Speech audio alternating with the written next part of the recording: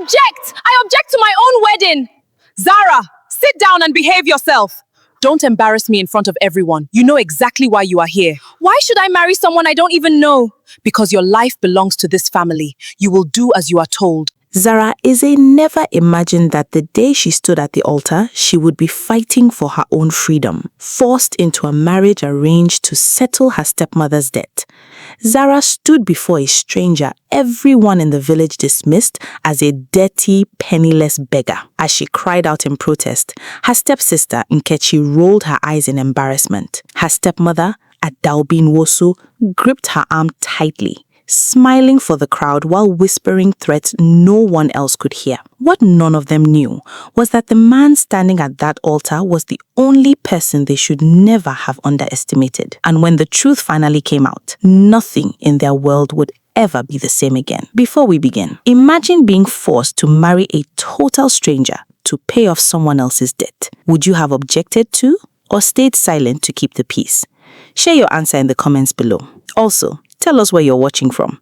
It's amazing seeing how far these stories reach. Now, let's see how Zara's life changed forever. Morning light crept through the curtains of the Nwosu family home, but Zara had been awake long before it arrived. While the house still slept, she was already sweeping the compound, not because she wanted to, but because her stepmother believed people who ate her food should earn it before sunrise. The painful truth was that Zara was not hired help. She was the daughter of the man who built that house. After her father's death, that truth stopped mattering to anyone but her. Every morning followed the same routine. She swept the compound, she cooked the meals, she washed the clothes. She stayed silent, no matter what was said to her. By the time the rest of the household woke up, everything was already done. Yet, nothing she did was ever enough. One badly ironed shirt, one tired sigh, and Zara was always the one blamed. Sometimes she wondered if anyone in that house still remembered she was family, or if they had all quietly agreed she was something less. The only thing that kept her going was a small photograph she kept folded inside her wrapper. A photo of her late father smiling, his arm around her shoulder. Whenever no one was watching, she would take it out and hold it to her chest. It reminded her of a different life. A life where this house was filled with laughter. A life where she was loved. A life where she belonged. "You would have known what to do, Papa," she whispered one morning, tracing his face with her thumb. "I miss you so much." Before she could wipe her eyes, a sharp voice cut through the compound. "Zara!" She quickly hid the photograph and rushed toward the voice. "Yes, Mama Adaobi." She had no idea that before the week ended, her entire life would be rearranged without her permission. It started with a knock nobody wanted to answer. A debt collector stood at the gate, unwilling to leave without an answer. "Madam, you have 7 days. Pay what you owe or we take the house." Adaobi's smile vanished the moment the gate closed behind him. She had borrowed heavily against a business venture that collapsed within months, and there was no money left to save what remained of her late husband's estate. For 3 days, she paced the house, calling relatives who no longer picked up her calls. On the 4th day, she found her answer at the market. A man stood quietly near the yam sellers, ignored by everyone, dressed in a stained, oversized hoodie, his boots caked in dried mud. But Adaobi had heard whispers that despite his appearance, this man had money nobody could explain and no family to answer to. She approached him directly.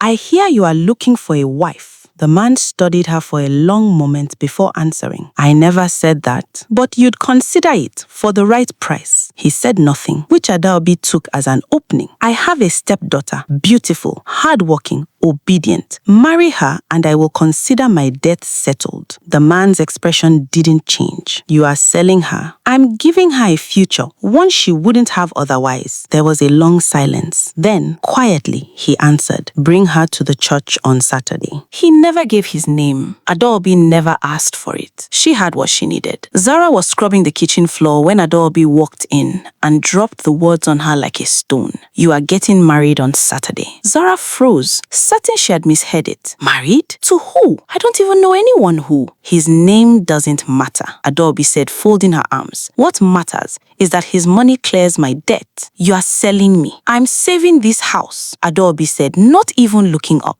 "Which is more than your father left me equipped to do on my own." "You are not my mother," Zara said, voice shaking.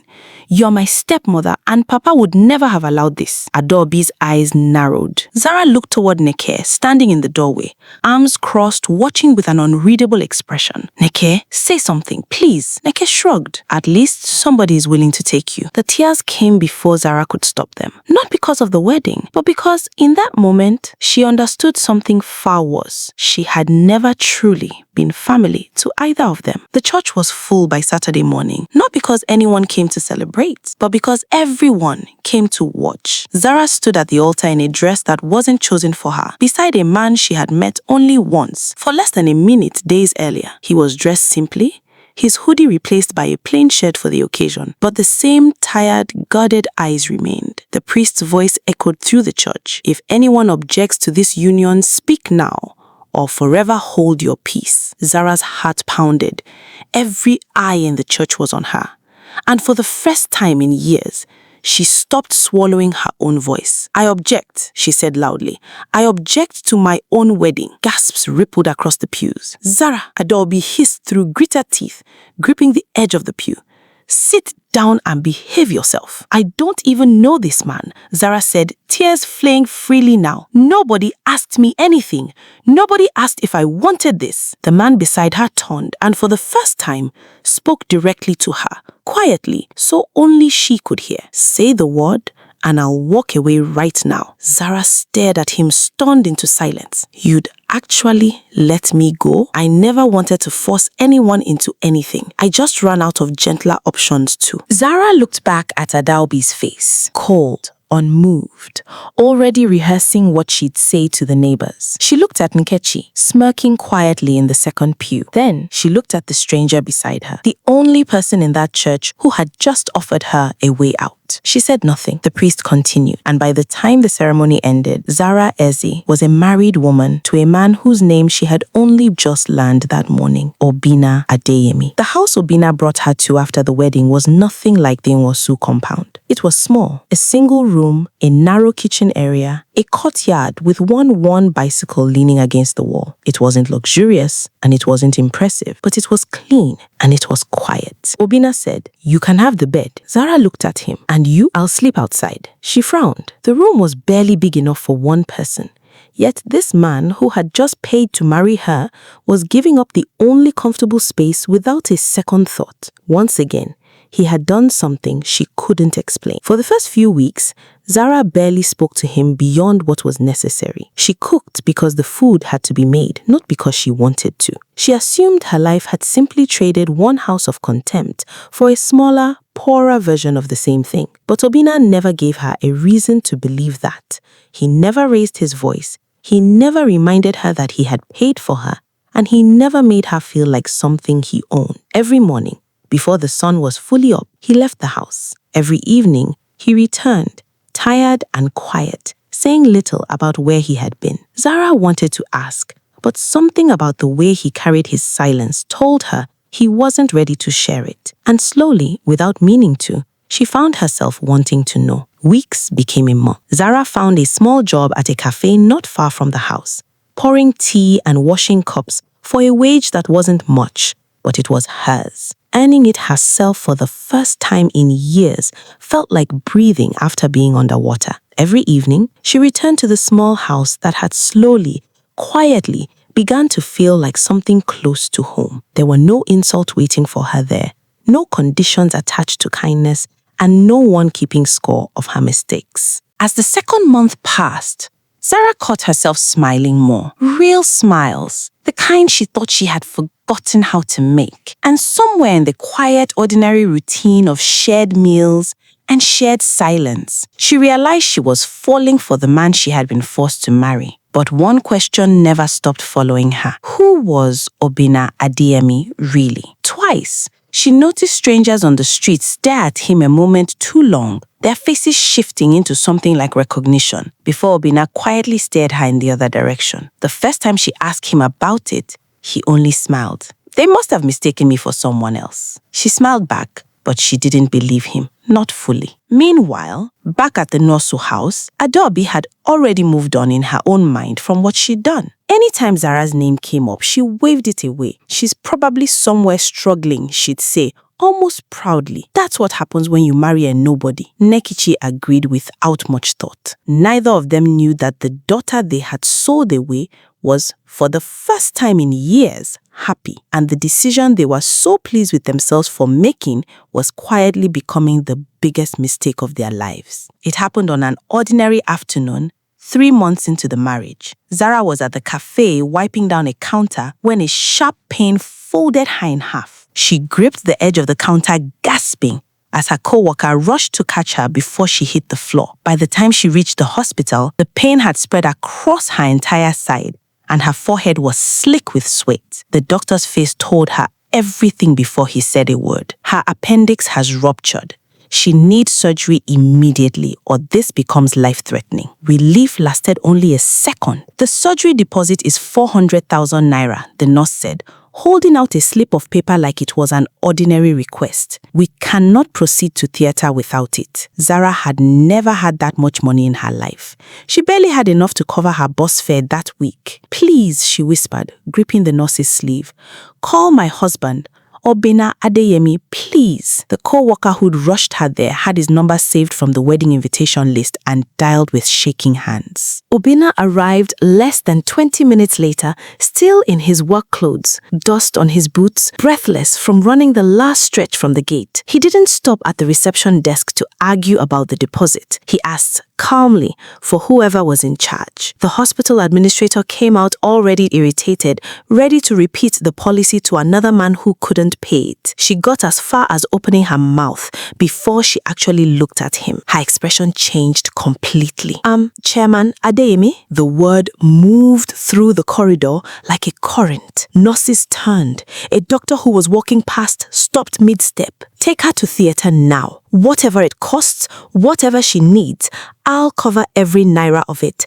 Get your best surgeon now. Within minutes, Zara, still fading in and out of awareness on the gurney, was surrounded by a level of urgency she had never seen a hospital move with before. The last thing she registered before the anesthesia pulled her under was the sound of her husband's real name being repeated up and down the hallway like it meant something to everyone but her. She woke up hours later in a private room, machines humming softly beside her, streams of sunlight streaming through real curtains, looking nothing like the crowded ward she had expected. Obinna sat in the chair beside her bed, his hoodie replaced by a clean shirt someone had clearly brought him, his eyes red from not sleeping. You saved my life, she said weakly. And you're Chairman Adeyemi? He nodded slowly. For years, people only ever saw my money, my name, my influence, what I could do for them.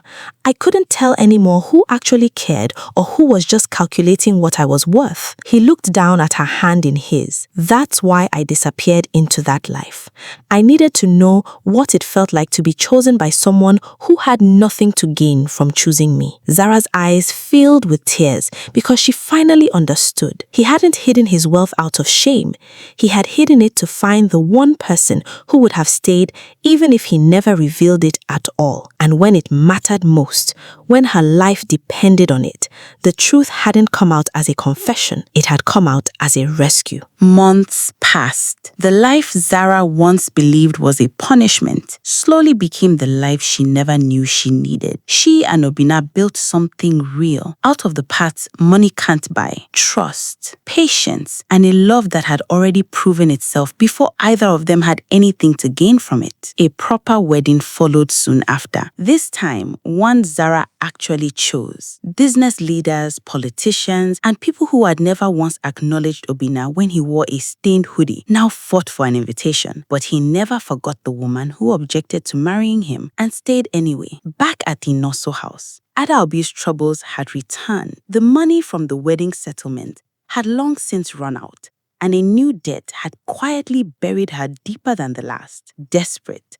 she heard about a community business relief program offering low-interest loans to struggling traders run by a company called Adeyemi Prime Group. She didn't think twice about the name. It meant nothing to her. She filled out the forms. She sat through the interviews. Weeks later, she was called in for final approval, the kind that required the chairman's personal signature for loans above a certain amount. She smoothed her blouse, rehearsed her gratitude, and walked into the office exactly as the door opened from the inside and stopped. Obinna sat behind the desk. Beside him, reviewing the same file, sat Zara, composed, steady, dressed like she belonged in that room. Because she did. Nobody spoke for a long moment. Zara? Adaobi finally managed, her voice barely above a whisper. Zara looked up, unsurprised, as though some part of her knew this day would come eventually. Mama Adaobi? Obinna glanced at the file, then at the woman standing frozen in his office doorway, and said nothing about the wedding, the debt, or the church. Your loan meets our criteria, he said. Simply, business plain. We don't punish applicants for who their family is. It will be approved on the same terms as anyone else's. Adobe's eyes darted between them, confusion and shame fighting for space on her face. I don't understand. You're helping me after what I did? The company helps who it helps. That's not personal. It never will be. Adaobi turned to Zara, searching for something warmer. Zara, please. We're still family. Can't we? Zara held up a hand, gently but firmly enough to end the sentence there. The day you sold me for 100,000 naira, you stopped being my family. That hasn't changed because you're standing in his office instead of mine. But, Zara, your loan will be approved. Not because I forgive you, because it's the right thing to do. And I'm not going to become you just because I finally have the power not to be. Adaobi had no answer. For the first time, she saw it clearly. The girl she once controlled was gone. In her place stood a woman who no longer needed her approval, her apology, or her love to know exactly what she was worth. The loan papers were signed.